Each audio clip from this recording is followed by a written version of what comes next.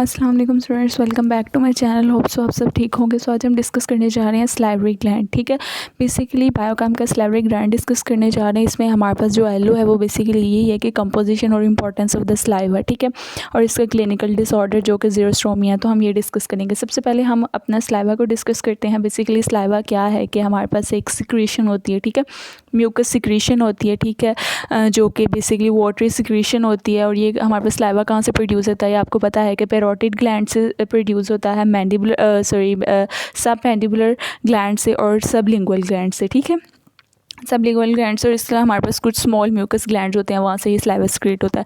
सो अब बेसिकली हम next move करते हैं सलाइवा की कंपोजिशन की तरफ। ठीक है, सलाइवा की कंपोजिशन की तरफ जब हम नेक्स्ट मूव करेंगे तो सलाइवा की कंपोजिशन में आपको पता है कि सलाइवा हमारे पास जो है 99.95% क्या है, वाटर। सलाइवा क्या है, 99.95% वाटर है हमारे पास। हम इधर अगर सलाइवा के सिक्रेशन को देखें, सो सलाइवा है, सलाइवा की हमारे पास जो है कंपोजिशन क्या है, ये इंपॉर्टेंट है ना। हमारे पास ये येलो है तो इसकी कंपोजिशन में हमने कहना है कि एक तो वाटर है, वाटर जो है वो 99.9% है, और दूसरा हमारे पास जो सॉलिड सब्सटेंसेस हैं इसके अंदर वो है हमारे पास 0.5%। ठीक है, अब जो वाटर है ना, वाटर के अंदर भी आगे से इसकी दो क्लासेस हैं। वाटर के अंदर भी मतलब दो चीज़ें हमारे पास प्रेजेंट हैं। अब वो क्या है, एक तो हमारे पास ऑर्गेनिक सब्सटेंसेस हैं, ठीक है, और दूसरा हमारे पास क्या है, इनऑर्गेनिक सब्सटेंसेस। ठीक है, ऑर्गेनिक और इनऑर्गेनिक। ऑर्गेनिक में आपने कहना है कि हमारे पास इंजाइम्स वगैरह प्रेजेंट हैं। ठीक है, इंजाइम्स में हमने क्या कहना है कि आपको पता है कि सलाइवा के अंदर जो मोस्ट बेसिकली इंपॉर्टेंट इंजाइम है ना वो क्या है, अमाइलेज। ठीक है, इसका तो सबको पता होगा, ये बहुत इंपॉर्टेंट है। ठीक है, ये बहुत ज़्यादा इंपॉर्टेंट है, इसको हम स्टार मार्केट लेते हैं। ये सलाइवा हो गया, ठीक है, अमाइलेज हो गया। सो नेक्स्ट मूव करते हैं। उसके बाद हमारे पास क्या है, माल्टेज। ठीक है, क्या हो गया, माल्टेज। इसके बाद इंपॉर्टेंट है हमारे पास माल्टेज। माल्टेज के बाद हम कहेंगे कि हमारे पास कार्बोनिक एनहाइड्रेज बहुत ज़्यादा इंपॉर्टेंट है इसके अंदर, कार्बोनिक एनहाइड्रेज। ठीक है, और इसके अलावा हम माल्टेज हो गया, ये तीनों तो बहुत ज़्यादा इंपॉर्टेंट है। इसके अलावा आप कह लेंगे फॉस्फेटेज है, या इसके अलावा हमारे पास लाइजोजाइम्स वगैरह प्रेजेंट होती हैं। ठीक है, वो बहुत ज़्यादा इंपॉर्टेंट है। ठीक है, अब ये आपने तीनों याद रख लेने हैं। वो क्या है, हमने सबसे पहले आपने क्या लिखना है, ऑर्गेनिक एंजाइम्स में, ऑर्गेनिक में एंजाइम्स आएंगे, अमाइलेज आएगा, माल्टेज आएगा, ठीक है, कार्बोनिक एनहाइड्रेज आएगा, फॉस्फेटेज लिख लें और लाइसोजाइम्स लिख लें। तो लाइसोजाइम्स लिखें तो ये इनफ है, ठीक है, मोर देन इनफ है। अब हम अगर अपने इनऑर्गेनिक सब्सटेंसेस की तरफ मूव करें, इनऑर्गेनिक सब्सटेंसेस में बेसिकली हमारे पास क्या है, मतलब प्रोटीन्स वगैरह आएंगी इनऑर्गेनिक सब्सटेंसेस में। ठीक है, अब इसके इनऑर्गेनिक की बात करें तो इनऑर्गेनिक में आएगा, सबसे पहले हम कहेंगे कि हमारे पास एल्ब्यूमिन प्रेजेंट है। ठीक है, एल्ब्यूमिन प्रेजेंट है। एल्ब्यूमिन के बाद हम ना देखेंगे कि प्रोलीन रिच प्रोटीन प्रेजेंट है इसमें, प्रोलीन रिच प्रोटीन प्रेजेंट है। इसके अलावा जो मोस्ट इंपॉर्टेंट है ना वो है हमारे पास एंटीजन है, या तो हम कहेंगे एंटीजन है। एंटीजन इतना इंपॉर्टेंट नहीं है, लेकिन जो इसमें सबसे ज़्यादा इंपॉर्टेंट है वो है हमारे पास IgA एंटीबॉडी। ठीक है, ये बहुत ज़्यादा इंपॉर्टेंट है, ये ना होगी तो हमारे पास जो है वो एक कंडीशन भी डेवलप होगी। ठीक है, वो हम बाद में डिस्कस करते हैं। ये IgA बहुत ज़्यादा इंपॉर्टेंट है। ठीक है, सो बेसिकली ये हो गई इसकी। अब जो सॉलिड सब्सटेंसेस हैं जो हमारे पास 0.5% प्रेजेंट थे, उनमें हमने क्या कहना है कि उसमें हमारे पास सबसे पहले उसमें भी हमारे पास आएंगे ऑर्गेनिक और गैसेस। ठीक है, इनऑर्गेनिक और गैसेस आएंगी। ठीक है, और इनऑर्गेनिक में हमने कहना है कि हमारे पास जितने भी, आपको पता है कि सोडियम प्रेजेंट है, बाद में हम सारा देखते हैं कि आगे हम देखेंगे तो हमें ज़्यादा अंदाज़ा हो जाएगा। सोडियम है, क्लोराइड प्रेजेंट है, ठीक है, फॉस्फेट प्रेजेंट है, और हमारे पास जो है पोटेशियम प्रेजेंट है और कैल्शियम प्रेजेंट है। ठीक है, ये इंपॉर्टेंट है, ये मोर देन इनफ है। ठीक है, और इसके अलावा गैसेज में जाहिर है ऑक्सीजन प्रेजेंट होगी, कार्बन डाइऑक्साइड प्रेजेंट होगी और नाइट्रोजन प्रेजेंट होगी। ठीक है, ये हमारे पास होगी इसकी कंपोजिशन। ठीक है, ये कंपोजिशन हो गई। ठीक है, बस आपने ना इसके मतलब अच्छी तरह रिवाइज़ कर लेना है इसको, और बस ये हमारे पास काफ़ी है। अब हम बेसिकली आगे अगर जैसे जैसे हम मूव करते जाएं तो हम क्या देखेंगे, आगे हम बेसिकली हम इसकी ट्रांसपोर्ट को देखेंगे सलाइवरी ग्लैंड के। ठीक है, अब सलाइवरी मतलब आइंस वगैरह की ट्रांसपोर्ट को देखेंगे तो सबसे पहले हमने ये बात करनी है कि हमारे पास जो है ना सलाइवा की मतलब जो सलाइवा होता है वो बेसिकली उसमें अमाइलेज होता है ना, तो सलाइवा की pH की बात करेंगे हम, वो है हमारे पास 6.5 से लेकर 7 तक। ठीक है, ये इंपॉर्टेंट है, सलाइवा की pH होगी। इसके बाद बेसिकली बेसिकली हमने कुछ इंपॉर्टेंट बातें कर लेते हैं। वो क्या है कि हमारे पास जो है सिंपैथेटिक नर्वस सिस्टम है ना, सिंपैथेटिक नर्वस सिस्टम, ये पैरासिम्पैथेटिक नर्वस सिस्टम ये सलाइवा की सिक्रीशन को इंक्रीज़ करता है। ठीक है, आपने जीआईटी मॉड्यूल में बेसिकली यही पढ़ेंगे कि जितनी भी पैरासिम्पैथेटिक स्टिमुलेशन है ना, ये हमारे पास सारी की सारी सिक्रीशन को इंक्रीज़ करता है, मोटिलिटी को इंक्रीज़ करता है। तो पैरासिम्पैथेटिक स्टिमुलेशन जो है ये पैरासिम्पैथेटिक है, पैरासिम्पैथेटिक स्टिमुलेशन जो है वो इसको इंक्रीज़ करता है। अब वो पैरासिम्पैथेटिक स्टिमुलेशन किस तरह इंक्रीज़ करता है, मैं बाद में इस वीडियो के एंड पे जो है ना वो नोट्स भी आपके साथ शेयर कर दूँगी। ठीक है, आप उनका स्क्रीनशॉट ले लीजिएगा, अगर आप वहाँ से भी पढ़ लेंगे तो वो इनफ हो जाएगा। लेकिन हम देखते हैं कि हमारे पास एक छोटी सी मैं आपको बात बताऊंगी कि पैरासिम्पैथेटिक स्टिमुलेशन से किस तरह इंक्रीज़ करेंगे। अब पैरासिम्पैथेटिक स्टिमुलेशन बेसिकली क्या करता है कि ये हमारे पास जो है जी प्रोटीन रिसेप्टर है ना, पैरासिम्पैथेटिक एसिटाइलकोलिन रिलीज़ करवाएगा। ठीक, मैं नेक्स्ट पेज पे सॉरी आपको बताती हूँ, यहाँ पे वहाँ पर आपको ईजिली समझ आएगी।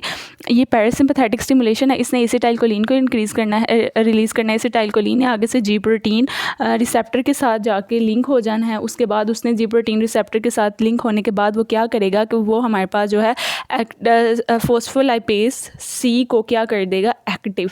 ठीक है, फोस्फोलाइपेज सी को इसने कर देना है एक्टिव। फोस्फोलाइपेज सी को एक्टिव करने के बाद इसने ब्रेक डाउन करवानी है और ब्रेक डाउन से हमारे पास निकलेगा, रिलीज़ होगा टैग यानी ट्राई एसाइलग्लिसरोल, और इससे P1 P2 और IP3। ठीक है, ये रिलीज़ होंगे।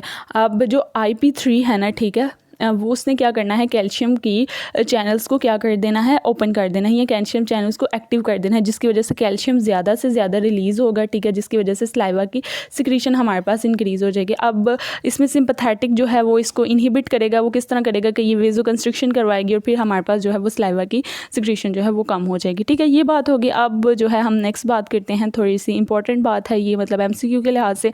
वो हमने ये देखना है कि यहाँ पे ना, मतलब अगर हम देखें तो ये हमारे पास अगर सलाइवरी ग्लैंड है, सलाइवरी ग्लैंड की अगर हम बात करें तो ये है हमारे पास सबसे पहले इसको हम कहेंगे बेजोलेटरल सरफेस। ठीक है, ये है हमारे पास बेजोलेटरल सरफेस और ये है हमारे पास क्या, एपिकल सरफेस। ये वाली एपिकल सरफेस है और ये हमारे पास बेजोलेटरल सरफेस है और ये है हमारे पास ल्यूमिन।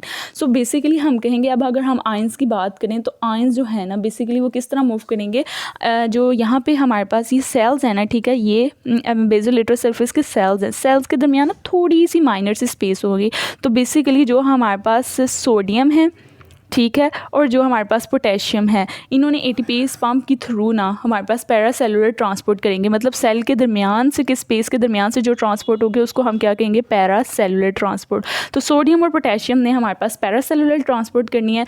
इसके अलावा हम देखेंगे कि जो वाटर है वो हमारे पास, वो भी हमारे पास जो है वो पैरासेलुलर ट्रांसपोर्ट ही होगी। वाटर में भी हमारे पास पैरासेलुलर ट्रांसपोर्ट होगी। इसके अलावा हम कहेंगे कि वाटर में ना हमारे पास एपिकल साइड पे यहाँ पे ना कुछ एक्वापोरीन्स प्रेजेंट होते हैं, उनको हम कहेंगे एक्वापोरीन 5। ठीक है, वो प्रेजेंट होते हैं, उनके थ्रू वाटर ने ना इस डक्ट के अंदर मूव करना है। ठीक है, अब बेसिकली कुछ बात ये कहेंगे कि जो है ना हमारे पास स्टार्टिंग में यहाँ पे ल्यूमिन में हमारे पास क्या होगा कि ल्यूमिन में हमारे पास जो है ना मतलब आइसोटोनिक कंडीशन होगी। ठीक है, आइसोटोनिक कंडीशन होगी ल्यूमिन में हमारे पास। ठीक है, वो क्यों होगी आइसोटोनिक, इस तरह होगी कि हमारे पास जो वाटर होंगे या NaCl है या पोटेशियम है वगैरह, इन सब के आयंस जो है ना वो हमारे पास जो है अमाउंट इक्वल होगी। लेकिन जैसे जैसे ये हमारे पास क्या मूव करते जाएंगे, मतलब एपिकल सरफेस की तरफ मूव करते जाएंगे, तो वो हमारे पास क्या हो जाएगा, डक्ट की तरफ मूव करते जाएंगे, तो वाटर यहाँ से जैसा रीअब्जॉर्ब होता जाएगा, तो हमारे पास जो है क्या है हमारे पास